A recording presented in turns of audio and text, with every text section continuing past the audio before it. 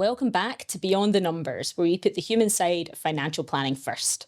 I'm Ewen-Pearson, and today's conversation is about something that will resonate with a lot of people. That moment in life when you realise you do not want to keep drifting financially, you want to be making more intentional decisions. This could happen in your 30s, as we'll be just discussing today, but it might happen later or earlier. It could be triggered by a life event, growing family, a health scare, a divorce, a career change, or simply that feeling that life is getting more complex and you want to take control. We're talking about what really matters to take control financially and why this is often more about behaviour than age or income, and how financial planning can help people not just keep afloat, but design a life that feels more secure and more intentional. To help us unpack all of that, I'm going to be joined by fellow Scot, Jemma Daley. So you may want to switch the subtitles on for this episode. Jemma, welcome back. Thank you very much for having me. Good to be here again. Yeah, so we're both in our 30s, although different ends of the decade, I might add, but we are both in our 30s. I want to ask you, what prompts your clients and your client base to come and see you? Obviously, you're a lovely person, wonderful person to sit and have a chat with, but what do you find the trigger points are for a first meeting with a financial advisor? Rarely because everything is calm and perfect. There's normally a big catalyst moment, and it can be really obvious, like divorce, a new baby, relocation, job loss. But it can also be pretty subtle. It can be someone just waking up one day and feeling that life has got a little bit heavy. There's more people that rely on them now, their income's got bigger, their lifestyle's expanded, and that structure they had before just isn't working.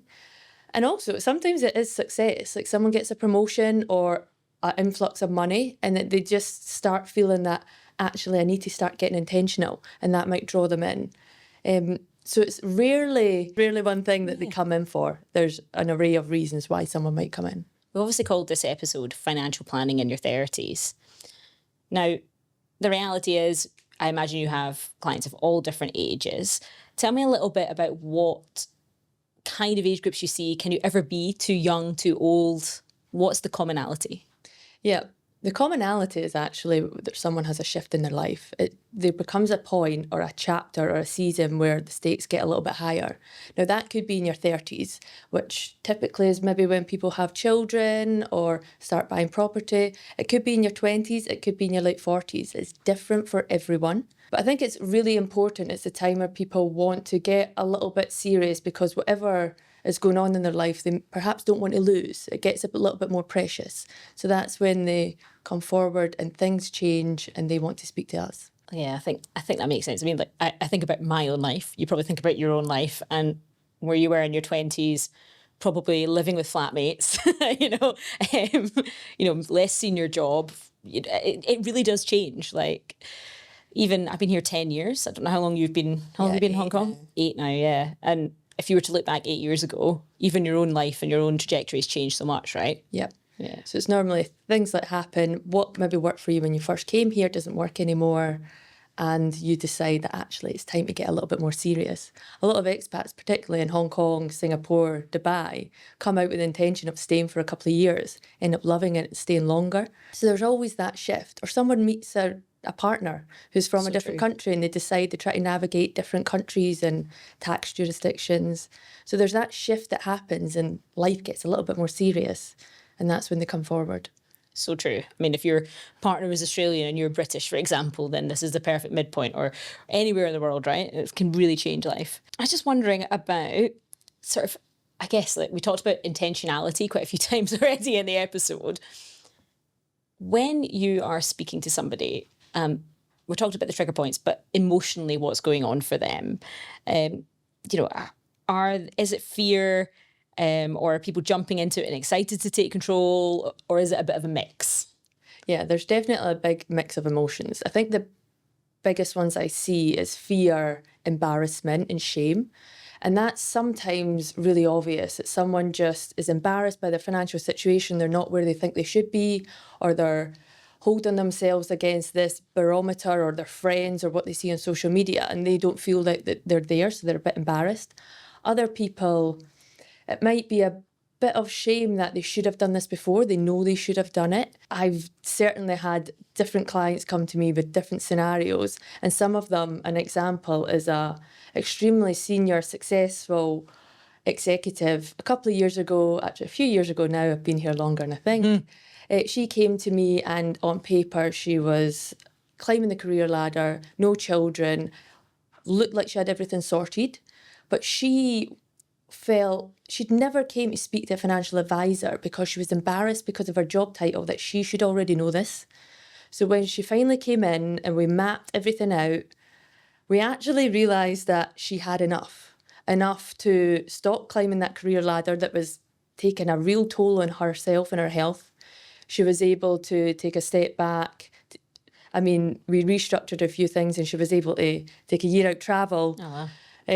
Volunteer, rest, and then come back and go into a job that she wanted to. It gave her that choice. So it was less about pressure and more about her choice and what she got to do and how she spent her life. I think we're talking about living a life that's more intentional.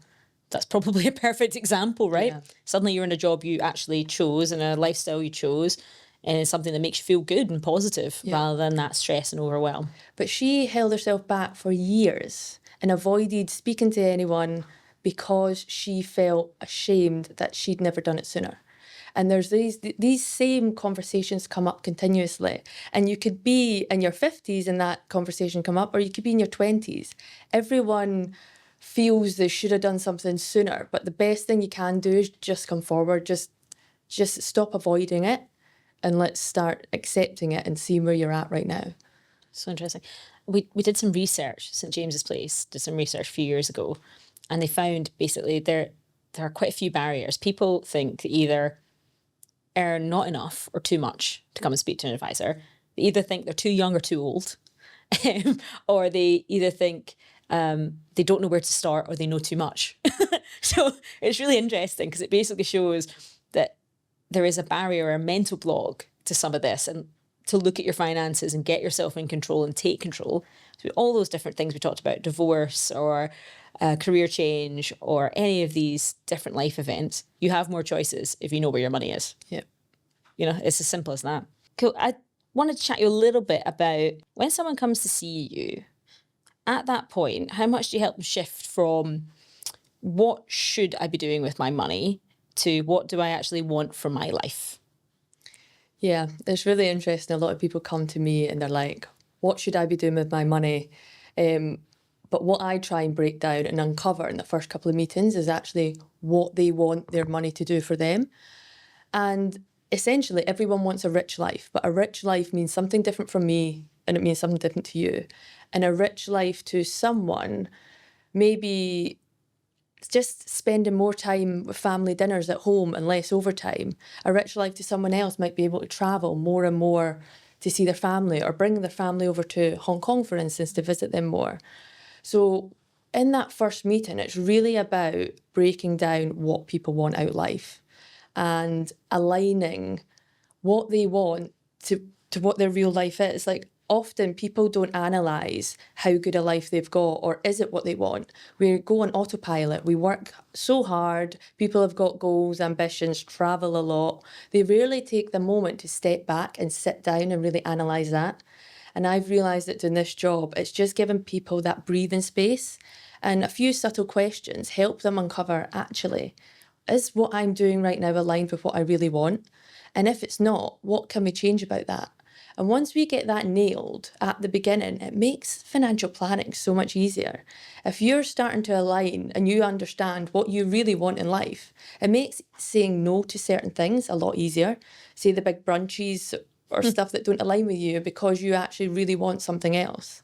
So I think it is actually really important, that first initial part of coming in, sitting down with an advisor, or perhaps it's a close friend. But I think it's really difficult to do this on your own. Even myself, if I'm in this industry, it's quite hard to take a break and really do that for yourself.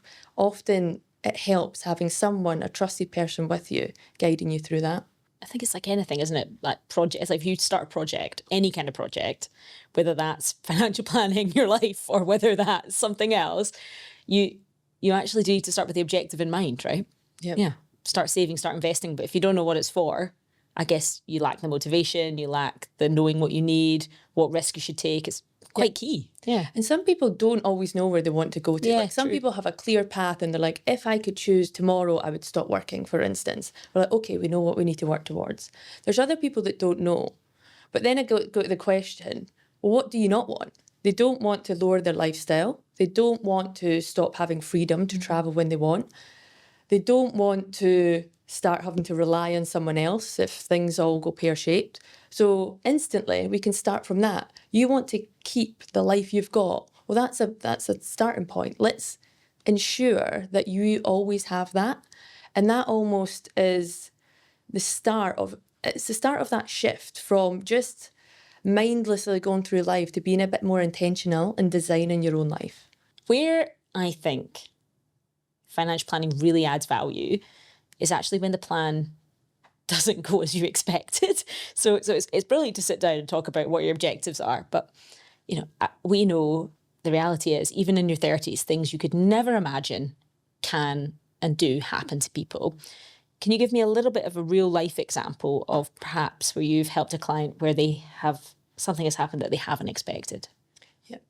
I completely agree that where financial planning comes into place is actually in the hard times, the hard years. That's where it's really important. And if I look back, I've got so many examples, which is quite sad at the same time, but it shows how fragile life can be. And where someone's got a serious illness and they've survived it, but they had to take a step back from work and they had to rely on one income and they've got a family. It's quite a lot of burden and a weight on your shoulders, which could have been solved having something in place before. And another scenario is I've got a client who came to me after a sudden loss of her husband. And in all that chaos, having a financial plan actually gave her a bit of flexibility. It gave her the security that she didn't need to make decisions on the spot. And it gave her a bit of dignity, actually, that she could actually get through this with her family in a manner that she was quite proud of and really set her kids up.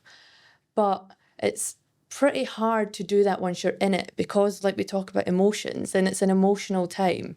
So actually coming to speak to someone when everything's fine and dandy, or having the difficult conversations when everything is good, is actually really important.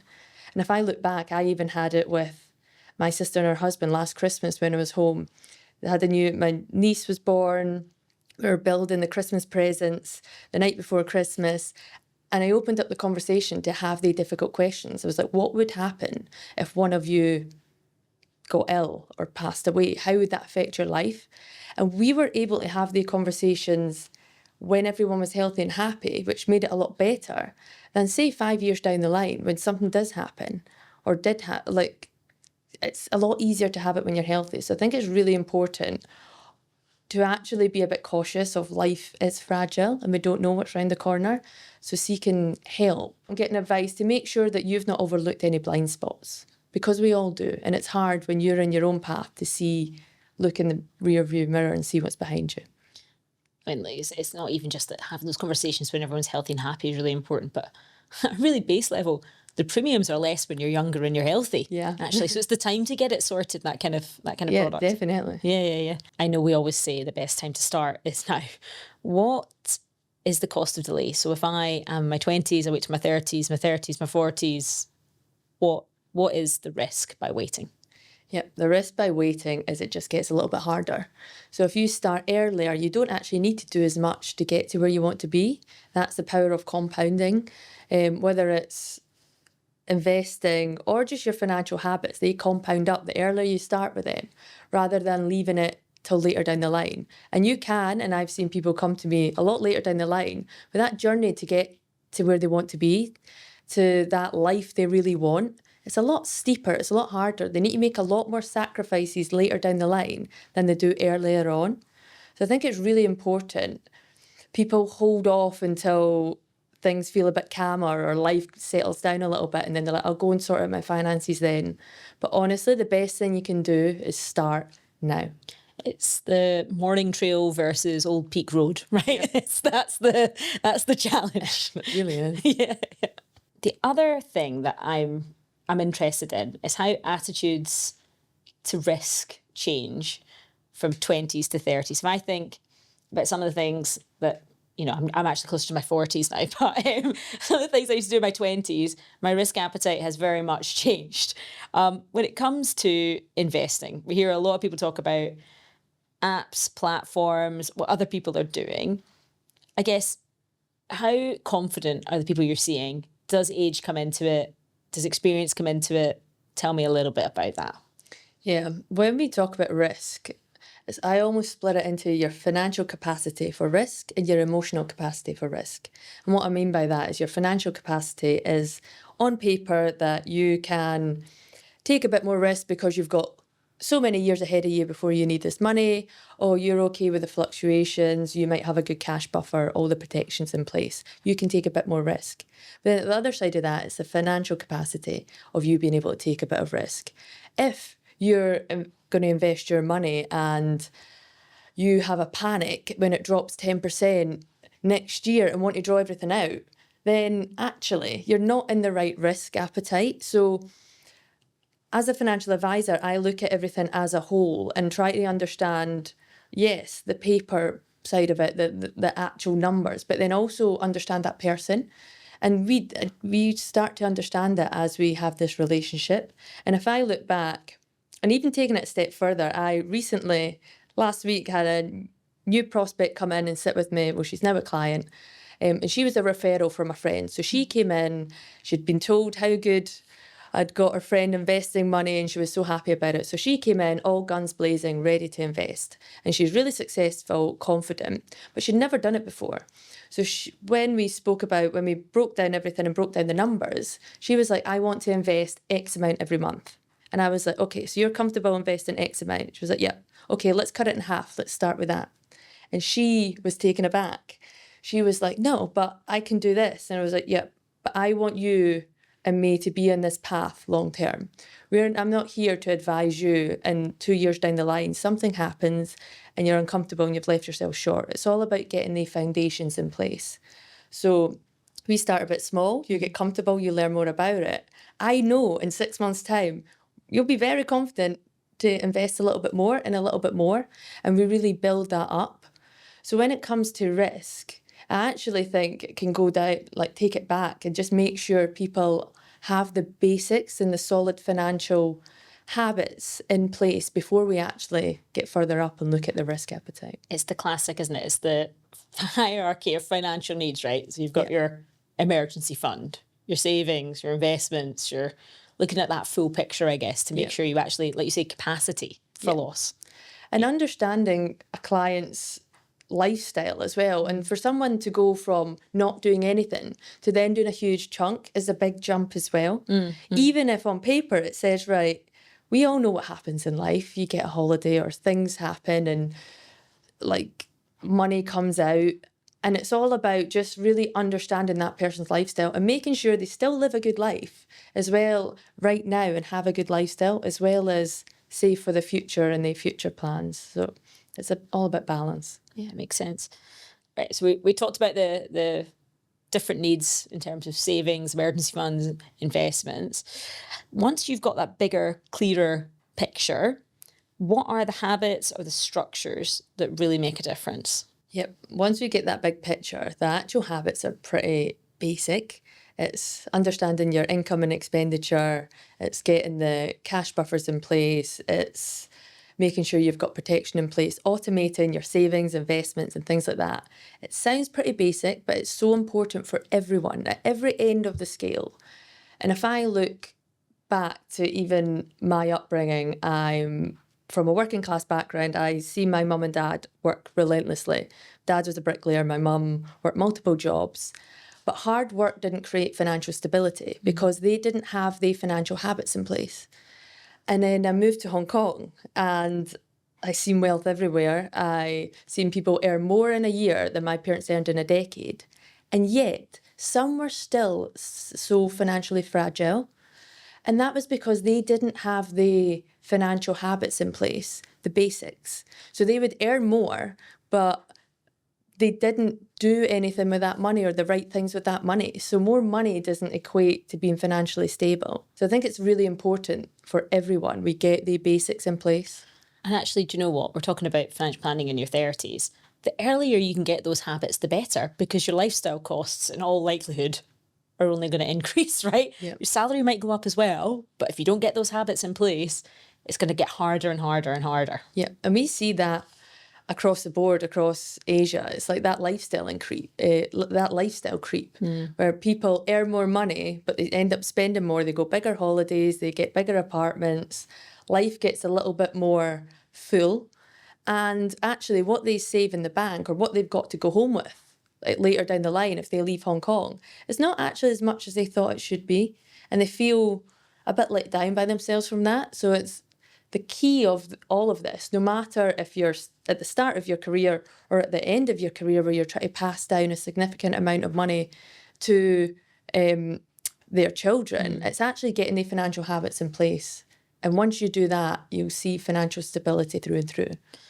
Definitely true. I'm just thinking of, I don't know if you've ever heard this phrase. I think it's probably gone out of fashion, but in the 1980s, you say dinkies. And it's like double income, no kids. So you're a couple, you're both earning good money, but you haven't got any of the school fees of the larger apartment or, oh my goodness, all the 1,000,000 classes you have to take them to and all the rest of the things that cost cash. And it's actually just interesting because you probably earn more the older you get and when you have that bigger apartment and you have the kids. But you're right, your disposable income is shrinking. For people navigating things like different tax systems, changing countries, I think probably most people are living more mobile lives than ever. They may have complicated family or work situations. How important does planning become? Planning becomes really important when life gets a bit more complex, and that's because you're dealing with different tax jurisdictions, families and assets across borders, jobs, relocations. It gets a bit more complex, and that's where proper structure really becomes important.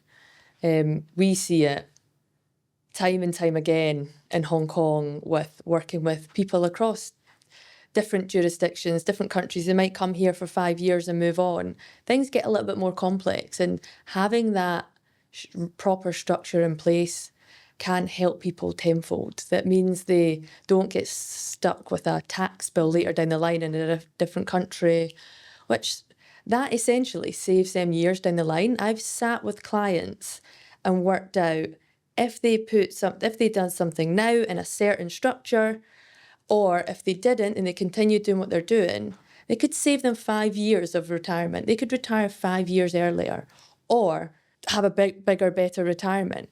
It's phenomenal when we actually sit down and do that time and time again. So, yeah, it's really important to get these structures in place. It's actually a classic example, I think, of where a financial advisor really can help. If someone says to you, right, I'm going to retire in Thailand. They get to the point and actually, no, they're going to retire in the UK.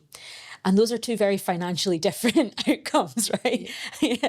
And that plan not going as you imagine it, I think is such an example, particularly around tax structures, cost of living, all of that stuff. For some, I guess there's a couple of things I was going to think about here.